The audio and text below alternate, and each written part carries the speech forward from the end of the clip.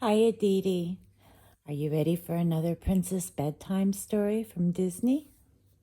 Tonight's story is Dreams Under the Sea with the Little Mermaid.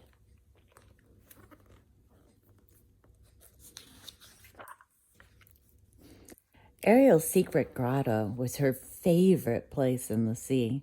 It was where she kept all the objects that she'd found from the world above. She was fascinated with humans, even though her father forbade her to have anything to do with them. During her last trip to the surface, Ariel had rescued a handsome prince named Eric when a terrible storm sank his ship.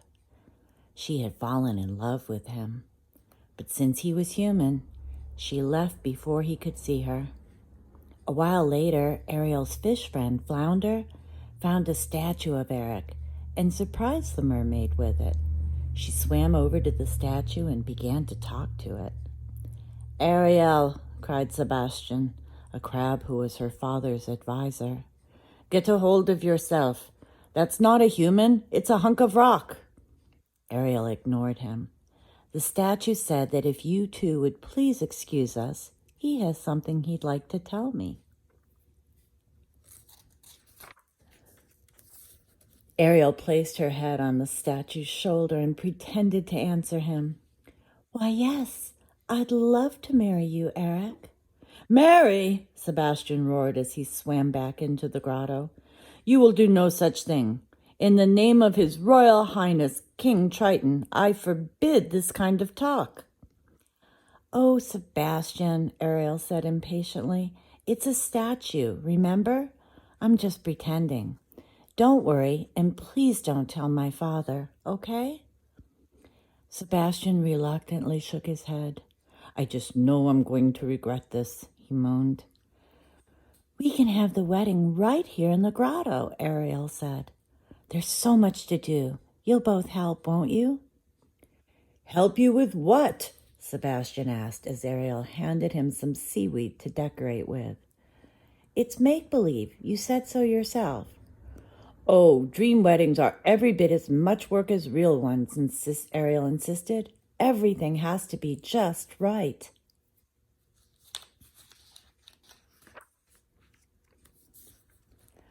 "I think Prince Eric is dressed perfectly for a wedding," Ariel continued. "This will never work. The real Prince Eric is human," Sebastian said. "He lives on land, and every self-respecting sea dweller knows that mermaids live underwater." "That may be true," said Ariel, "but who knows what the future will bring?" "May I be the chef?" Flounder asked. "Please, please." Ariel laughed. "Of course, Flounder," she said. "I want you to prepare all the most wonderful foods you can imagine." "How does some seaweed souffle and some plankton salad?" "Oh, yes," Ariel cried as she imagined the feast. "And don't forget the wedding cake." "Just leave it to me," Flounder said proudly. "This will be a wedding dinner like no other has ever seen." "You can say that again," Sebastian muttered.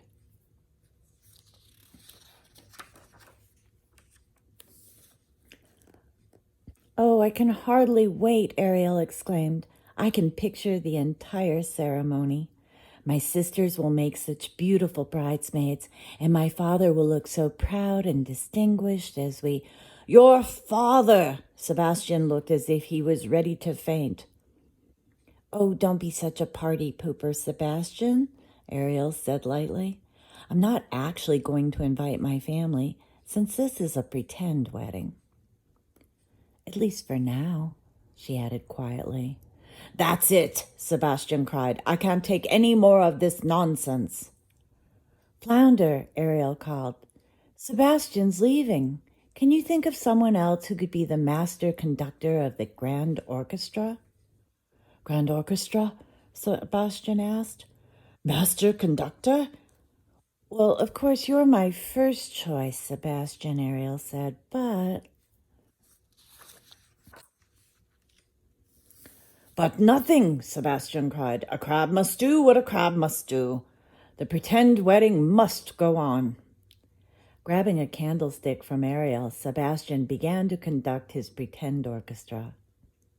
"May I have this dance?" Flounder asked the little mermaid, bowing politely.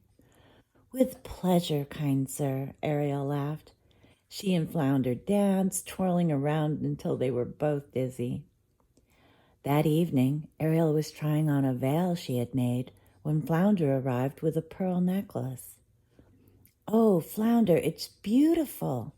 Ariel gasped with delight. "It belongs to a friend," Flounder said. "She said you could borrow it."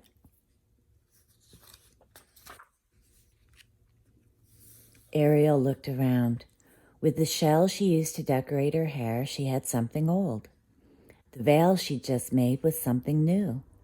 The pearls were her something borrowed, and a bracelet she'd found was her something blue. "That's everything a bride needs," Ariel exclaimed. The next morning, Sebastian nervously followed Ariel as she made her way to the grotto. "I hope no one sees us," he said. "Not getting cold feet, claws, are you?" Ariel teased. "Most assuredly not," Sebastian retorted. "The orchestra is ready when you are." "Are you ready?" Flounder asked when Ariel and Sebastian arrived at the grotto. The mermaid nodded, and the fish escorted her down the aisle as the orchestra played the wedding march. Then a funny thing happened. Sebastian began to sniffle. Ariel turned around in surprise.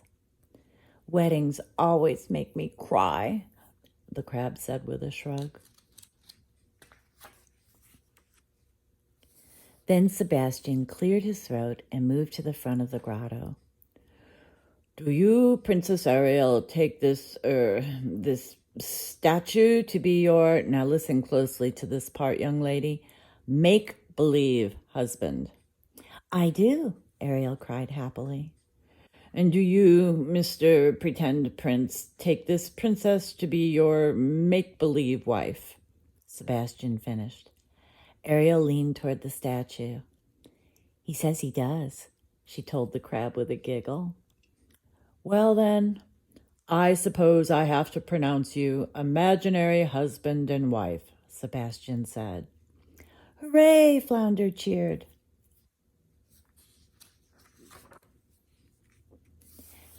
With her eyes glowing like stars, Ariel hugged her friends. "Oh, thank you. This has been a wonderful pretend wedding," she cried. "And now I'm inviting you both to my real wedding to Prince Eric. I'm not sure when it will happen, or where, or how, but I know it will. It won't matter that there's an ocean of difference between us. Nothing can stand in the way of true love." Ariel sighed with happiness, imagining that she was really marrying Eric. At the end of the ceremony, they would kiss. "Ew!" she cried suddenly. She realized that she was actually kissing a very startled Flounder. "Aha!" Sebastian shouted. "See what comes of thinking a mermaid could marry a human prince? As if that could ever really happen." But Ariel didn't care what Sebastian said. She knew in her heart that someday she and Eric would live happily ever after. Good night, sweet Princess Aditi. I love you.